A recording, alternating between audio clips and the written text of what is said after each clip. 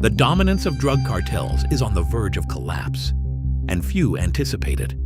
For years, vast drug shipments slipped past Navy patrols, sustaining cartel power. But now, a covert weapon has entered the battlefield, the B-2 stealth bomber, silent, invisible, lethal.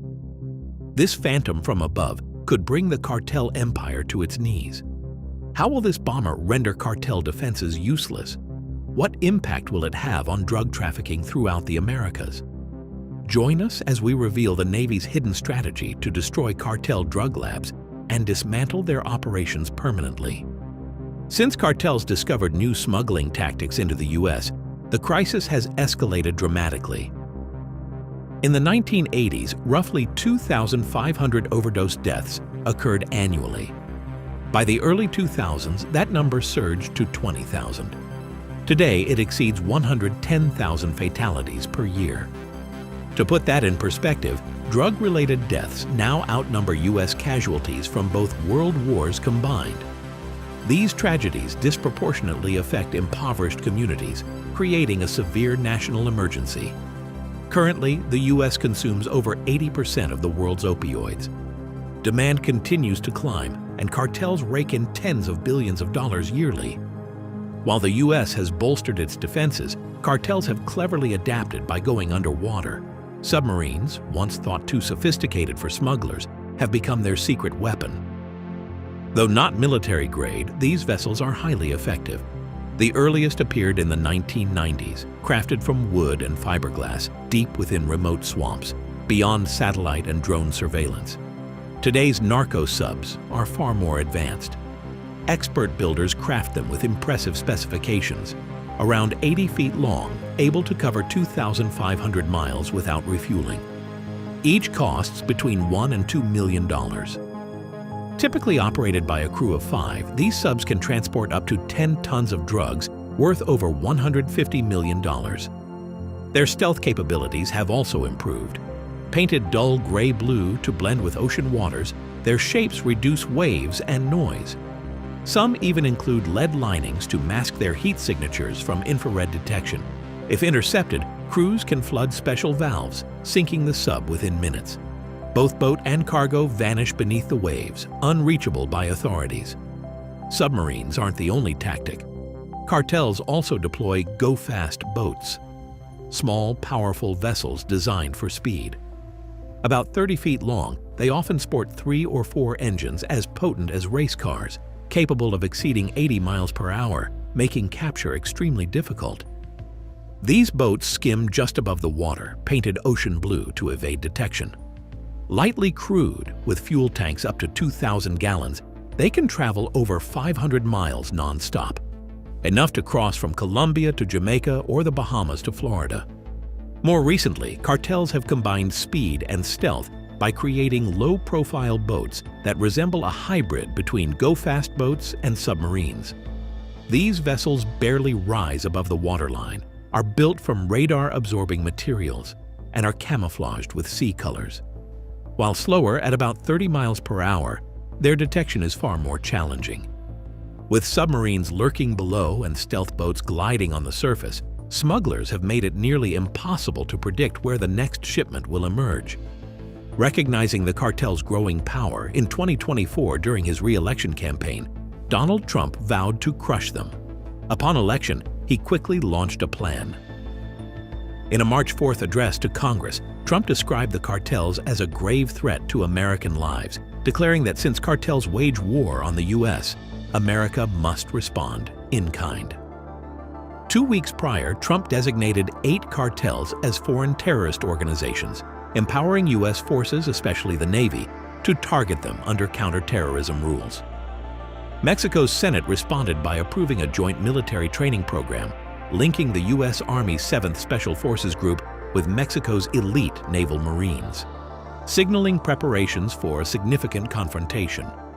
The CIA has also entered the battle, deploying high-tech drones over Mexico to monitor cartel movements and gather intelligence. Military analysts say the U.S. is gearing up for a large-scale operation, reminiscent of early war on terror efforts. 6 current and former U.S. officials from military, law enforcement, and intelligence backgrounds confirm that drone strikes targeting cartel leaders, vehicles, drug labs, and storage sites are under serious consideration. Discussions are reportedly ongoing between the White House, Defense Department, and intelligence chiefs, with the Mexican government informed. This isn't Trump's first aggressive move. In 2020, former Defense Secretary Mark Esper revealed that Trump inquired about launching missile strikes on Mexican drug labs with plausible deniability. Though denied by Trump's team, many suspect the idea remains. Trump and supporters believe relentless pressure will force cartel members to abandon the trade for survival, viewing force as the only language cartels comprehend. In 2025, one name has struck fear in cartel circles: the U.S. Coast Guard cutter James. This ship has relentlessly hunted smugglers, with one particular 112-day patrol becoming a nightmare for cartel leaders, so much so they barely speak of it. The cutter James is no ordinary vessel. At 418 feet long, it carries 150 skilled officers trained to track, board, and seize drug traffickers. On January 5th, a drone from the cutter James spotted a suspicious boat near Ecuador. Capable of flying 18 hours with ultra-clear cameras, the drone followed silently until the boarding team intercepted the vessel, arresting 3 men and confiscating over 2,200 pounds of cocaine.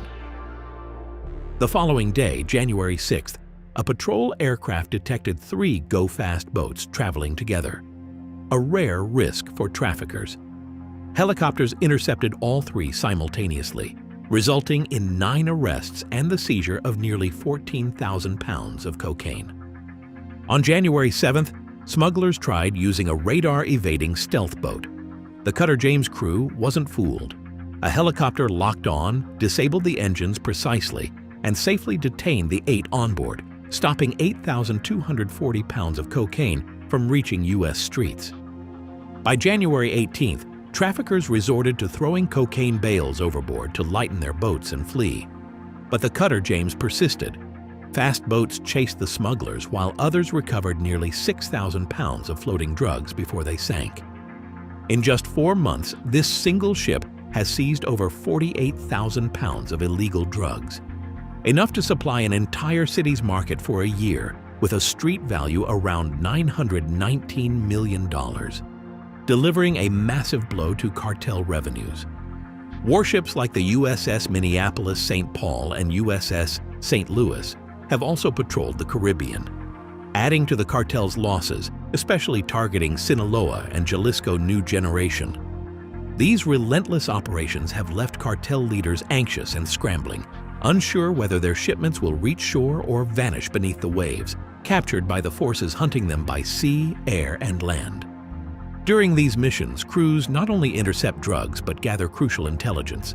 Every chase and arrest uncovers new information: secret routes, cartel members' identities, and smuggling tactics, helping plan future raids and tightening the noose on traffickers. The U.S. remains determined.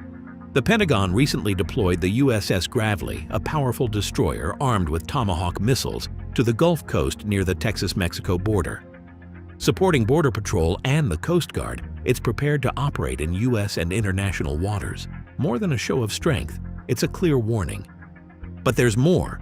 The U.S. government is ready to deploy one of its most feared weapons, the B-2 Spirit stealth bomber. Unlike anything cartels have faced before, on March 29th, the B-2 reminded the world of its power with a silent strike over the Middle East. At 2 a.m., bombs wiped out 10 key targets in minutes: command centers, radar sites, and secure communication bunkers. Originally built for nuclear deterrence, the B-2 remains one of the world's most advanced stealth bombers. It can penetrate enemy airspace undetected, deliver devastating payloads, and vanish before defenses respond. Each of its 4 engines produces 17,300 pounds of thrust, enabling speeds over 600 miles per hour at altitudes above most missile threats, including any cartel defenses. With these bombers potentially entering the fight, the message is unmistakable. Hiding in jungles or burying labs deep in remote regions won't save the cartels. Neither sea nor sky offers them sanctuary. The B-2's near invisibility comes from a feature called radar cross-section RCS, measuring how radar sees an aircraft. A larger RCS means easier detection. The B-2's RCS is just 0.1 square meters, smaller than a bird. By comparison, an F-15 fighter jet has a radar profile nearly 250 times larger. How does the B-2 achieve this? Its smooth, flowing shape deflects radar waves away from sensors at steep angles, typically between 60 and 90 degrees. This prevents radar systems from collecting enough energy to detect it, making the bomber appear non-existent, even when flying directly toward the enemy. Another key factor that gives this bomber its edge is its special exterior coating. At first glance, it appears to be simple black paint, ideal for stealth during nighttime operations. But this isn't just any paint. It's a classified mixture of composite materials combined with iron ball paint. Together, these substances absorb nearly 80% of radar signals that hit the aircraft. So even if someone managed to catch a glimpse, which is highly unlikely, the radar would register something vague, like a bird or a wisp of cloud, not a $2 billion flying machine loaded with lethal bombs. Even if the cartels somehow got their hands on advanced radar technology, it wouldn't matter. Consider older radar systems like the Soviet P-18 spoon rest or the Iranian Qadir radar. Both operate in the L-band frequency, around 1 to 2 gigahertz.